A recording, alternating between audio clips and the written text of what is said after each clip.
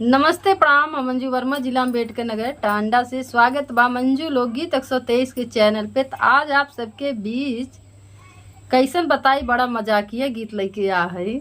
बहुत अच्छा गीत है। ये गीत बा कि ननद भौजाई और भाई पे आधारित बा। हमें बा कि भौजी गुड़धनिया बने हैं। गुड़धनिया जे पुराने मई के होई उहे जानत होई, जे नया होई मौके पर के ओका न पता हो। तो भैया जब गेहूँ होत है ना, तो गेहूँ भारे भुजाई के और नया नया गुड़ वही में सान के गुड़धनिया बनाई जात है। वही गुड़धनिया के ऊपर हम गीत लेके आ हैं। तो देखा भौजी बनाए हैं और नाव से बंटवावत हैं पूरे गांव में। तो कहा थी हमरे ननद के घरे जिंद हूँ, लेकिन इतना लबलबही नाउन रही हैं कि ननद घर पहले वह पहुँचाए आई। तो जब सुना थी भौजी तो बहुत तेज गुस्सा थी कि इनसे हम हार के रहे, लेकिन देखा हमारे ननद की हैं ये पहले वह पहुँचाए आई। तो वह भैया दाना पानी त्याग दे थी। भौजी रिसियाई जा थी तो उनके सैया जी जवाब थे, कहा थे ने रानी चला तंची दाना पानी कैला कुछ खाए पी ले। कहा थी हमने खा, जब तक ननद की यहाँ से जाए कि तू गुड़ धनिया फेरा ना लईबा तब तक हम एक अन्न ना खा।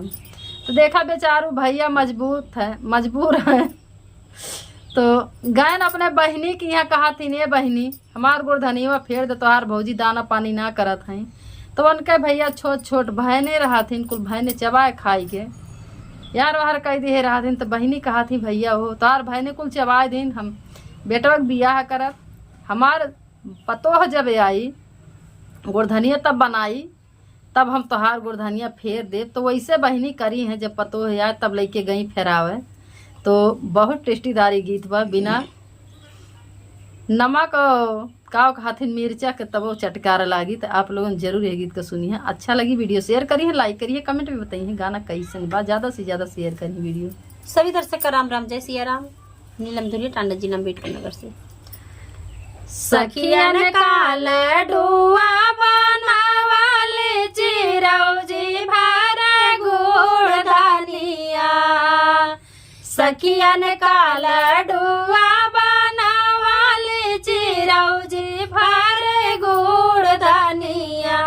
बहनिया सला बला बहिना उनिया नदिया घर बाँट आई हो।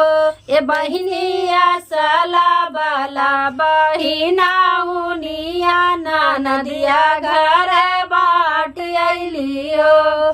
भौजी गुड़धनिया बनाई पहलवे नाउन के दही कि ये नाउन जा तू पूरे गांव में बाँट आवत। नाउन पहलवे ननदा बैरिन की यहाँ बाँटी आवत ही। तो आगे देखा लाइन में, ये तनी बचन भौजी सोना ले सोना हो नाही पावाइयो।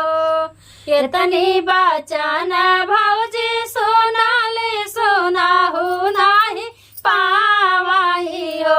ये बहिनी गोड़े मुड़े तानली चादरिया सोवेली गजाओ बार हो। ये बहिनी गोड़े मुड़े तानली चादरिया सोवेली गजाओ बार हो। मारे गुस्सा में इतनी बात जब सुना थी कि नाउन हमरे ननद की यहाँ बाँटी आए, तो भैया चद्दर तान के गुस्सा के मारा सोई जाती।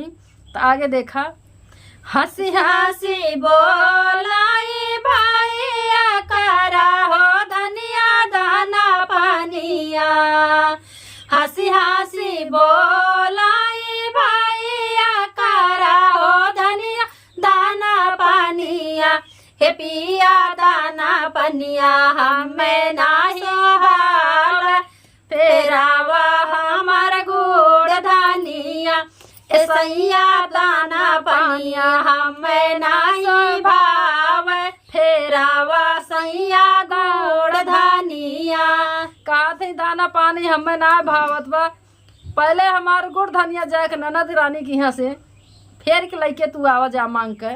तो बेचारू भैया लाचार हैं। तो देखा जात है नाने बहिनी की यहाँ अपने, हाली हाली पहिराई धोतिया ताया गमाछवा हो। हाली हाली पहिराई धोतिया ताया गमाछवा हो। हे पिया चल चाली दिए बहिनी के द्वार फेरावे अपन गुड़ धनिया हे भैया चाली दिए बहिनी के द्वार फेरावे अपन गुड़ धनिया। तो देखा जब भौजी की बात सुनत हन भैया झट से बेचारू कुर्ता धोती पहिरन तैयार भैन गमछा उठाएन और बहिनी के यहाँ अपने चला गईन गुड़ धनिया फेरावे। तो देखा बहिनी के यहाँ पहुँचा थिन तो का होत बन हंसी हंसी बोलाई बहिनी करा हो भैया जाल पानिया हंसी हंसी बोलाई बहिनी करा हो भैया जाल पानिया ए बहिनी जल पनिया मैं नाही भाव फेरावे आए गुड़ धनिया हे बहिनी जल पनिया मैं नाही भाव फेरावे आए गुड़ धनिया। भैया कहा थे बहिनी के यहाँ जब पहुँचा थे भैया तो बहिनी बेचारो बड़े आदर भाव से दाना पानी लेके भैया के लगे आवत ही कहा थे ए भैया ले दाना पानी करत भैया कहा थे ने बहिनी हम दाना पानी कुछ ना निक लागत बा हम तोहार वो गुड़ धनिया आने आहे जो नाउन पहुँचाए हैं तो हमार वह फेर दे। तो देखा इतना बात जब सुनत हिन तो का होत है बोलिया तो तू ही भैया बोला बोला हो नहीं जाना हो बोलिया तो तू ही भैया बोला बोला हो नहीं जाना हो हे भैया तो हर भाया नावा भूखान चबाई गाए गुड़ धनिया ए भैया तो हर भाया नावा भूखान चबाई गाए गुड़ धनिया। इतनी बात जब बहनी सुना थी तो भैया से कहा थी बताओ तू ऐसा बात कहा थे आ गुड़ धनिया फेरावे तो आर छोट छोट बहने हैं गुड़ धनिया चबाए डारे लेकिन तो बहनी का कहा थी कि हम कैसे फेरत तोहार गुड़ धनिया भैया से कर बेटुआ के बिया बहुआ यही है सुंदर रानिया कर बेटुआ के बिया बहुआ यही है सुंदर रानिया तब बाबू हर के होई है लाला नावा फेराई देवे गुड़ धनिया तब बाबू हर के होई है लाला नावा फेराई देवे गुड़ धनिया। कहा थे हम अपने बेटवा के बियाह करब जब हमार पतो है आई गुड़ धनिया बने तब हम तोहार गुड़ धनिया फेराए देबे भैया तू चला जा अपने घरे कल्ली में।